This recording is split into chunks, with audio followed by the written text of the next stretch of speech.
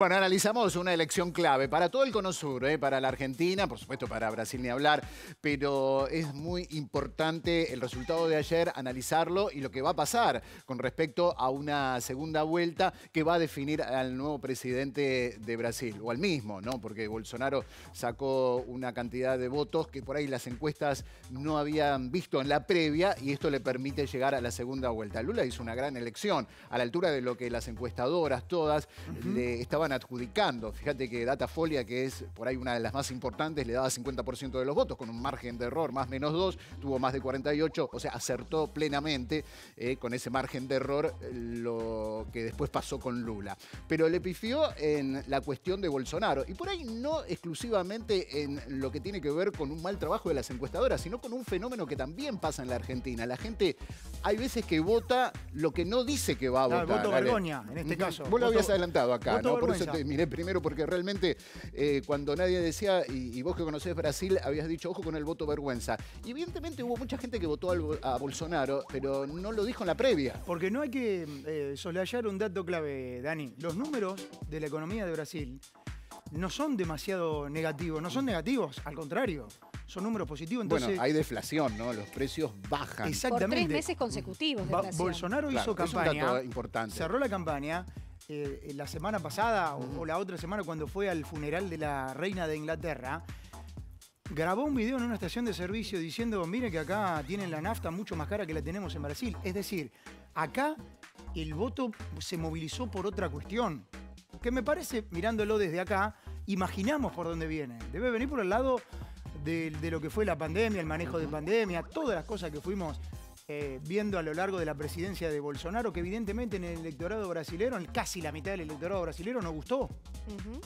Sí, y ojo, porque a ver, Dani recién hablaba antes de la pausa del segundo y del tercer y cuarto puesto. Simone Tebet de 4,18%, Ciro Gómez 3%, que van a ser fundamentales a la hora de definir a dónde van a ir esos puntos y ese 5% de diferencia entre el 48% de Lula y el 43% de Bolsonaro. Exactamente. O sea, es una elección tan polarizada que esos puntitos que no o van mucho, para un lado o van para el otro. Sí, y bueno, ahí también están bastante pero repartidos, ¿no? Pero no todos para un lado. No todos para un lado. Da la impresión de que Lula necesita 1,5 puntos más.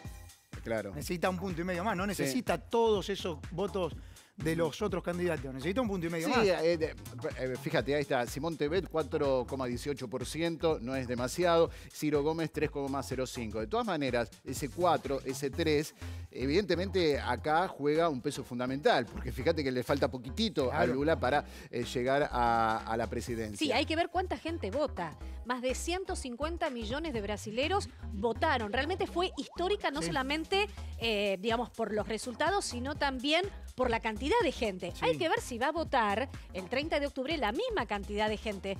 Porque, a ver, los números están muy finitos. ¿Vos decís que se puede sumar? Se puede sumar y también se puede restar. Y digo, los números son muy finitos, sí.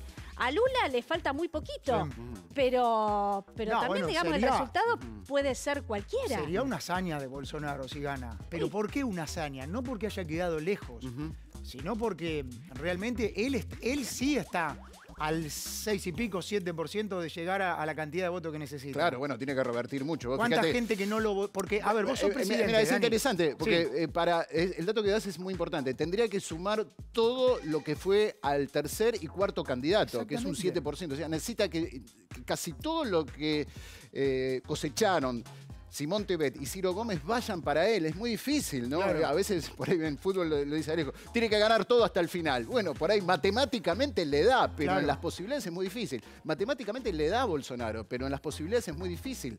O sea, todo lo que anda dando vuelta, que no fue para Lula, lo tendría que tomar. Y evidentemente eso es muy difícil, porque de hecho Ciro Gómez es de centro izquierda, es un 3%. Fue ministro de Lula. Fue ministro de Lula, con lo cual uno imagina el que vota a Ciro Gómez con un pensamiento más del centro hacia la izquierda, ex ministro de Lula, tiene más posibilidades de votar a Lula que a Bolsonaro, lógicamente. Y ahí ya tenés un 3% de votos.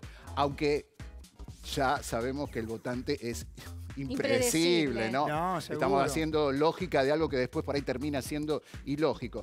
Ahora, esto que dicen desde el lugar de Bolsonaro, decir, bueno, es una buena elección porque tiene un desgaste. Lula tiene un desgaste de 2 gobiernos, de 2 periodos, ¿no? Pero se fue con una imagen positiva del 70%. Se fue con una imagen positiva el 70%. después de los 2 mandatos. De hecho, termina siendo Dilma Rousseff su sucesora, que era el Partido de los Trabajadores. Exactamente. Y Una Dani, y continuidad. una cuestión, porque yo dije, la economía de Bolsonaro, que no es mala, al contrario, puede ser buena, no me siento capacitado para decir que Brasil anda fenómeno, pero sí uno por lo que ve y lee, Sí. mal no anda. Y ahí se va a apoyar este mes de campaña Pero para la Lula, segunda vuelta. pero ¿a quién se enfrenta? Se enfrenta a un presidente que lo puso casi como una potencia mundial. Lula da Silva, en sus 2 presidencias, lo metió a Brasil ahí en la mesa de los grandes, si se me permite el término. Sí.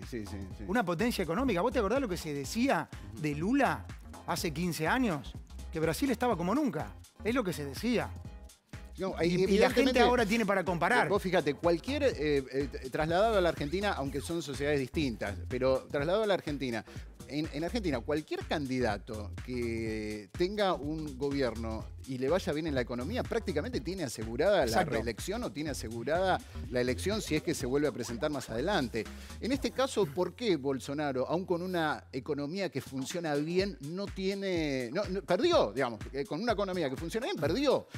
Es la realidad. Forzó una segunda vuelta, forzó un resultado muy adverso en las encuestas. Es verdad, lo votó por ahí más gente de lo esperado, es verdad, pero no le alcanza para ganar. Termina perdiendo la elección. Bueno, hay que buscar una razón en algo que va mucho más profundo que el tema de la economía. Y para mí tiene que ver con su personalidad, Dani. No hay otro lugar por donde buscar. Sí, sus declaraciones, sus actitudes, Exactamente. sus formas de decir y hacer. Su manejo de pandemia, que no es un tema menor. Todas las cosas que vimos desde el año 2020 hasta que más o menos la pandemia fue desapareciendo, todo eso que vimos, Sí, evidentemente, minimizándola. a una parte del electorado brasileño le pegó fuerte. Claro. Exactamente. Bueno, fue realmente muy apasionante porque, de hecho, en el recuento de votos empezó ganando Bolsonaro. Empezó ganando ¿no? Bolsonaro, Y realmente sí. era una sorpresa más grande de lo que termina siendo una sorpresa, porque realmente la cantidad de votos que saca Bolsonaro es sorpresivo.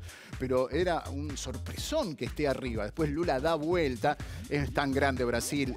Hay Claro, lo que algunos pasa es que lugares que primero tienen tanto empezaron impacto. con los recuentos del Nordeste, Claro. donde justamente Bolsonaro tiene más preponderancia. Y después empezaron con Paraná, Río Grande do Sul, donde evidentemente el favorito era Lula. Por eso después se dio vuelta y por eso empezó con 7 puntos arriba Claro. Bolsonaro. Ahora Lula se levanta de la lona, ¿eh? Si se me permite un término boxístico, cuando Lula va a la cárcel, que después quedó comprobado con destitución incluida del juez Sergio Moro, cuando va a la cárcel, la imagen estaba muy abajo.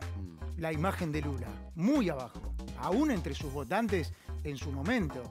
Y vos fijate cómo recupera. Claro. Bueno, vos fíjate. Cómo recupera. Casi la una mitad de persona, Brasil lo votó. que tuvo 2 periodos, que soportó el encierro, que tuvo muchas tragedias personales, ¿no? De muertes del hermano, del nieto, de familiares muy cercanos mientras estaba en prisión. Sí.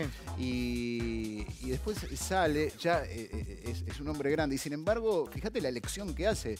Es realmente muy impactante la cantidad de votos que saca en primera vuelta, ¿no? Aún cuando haya que ir a una segunda vuelta, un balotaje, el 30 de octubre realmente es para destacar De hecho, la elección de Lula. La elección anterior estaba preso, así que tampoco pudo votar. Lo dijo justamente en la conferencia de prensa. No pudo votar.